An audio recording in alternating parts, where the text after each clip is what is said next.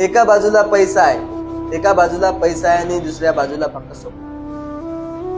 पैशाच्या जोरावर पेपर मिळवणारा म्हणतो पास होणं अवघड नाही, फक्त पैसे हवे. पण एक सामान्य होतकरू विद्यार्थी दिवस रात्र अभ्यास करून स्वतःला सांगतो, यार माझ्याकडे पैसे नाही पण मेहनत आहे. कुणी प्रश्नपत्रिका आधीच मिळवते आणि कुणी प्रश्नपत्रिका मिळेपर्यंत स्वतःचं आयुष्य पुस्तकामध्ये घालवते. पण पेपरफुटी फक्त परीक्षा बिघडीत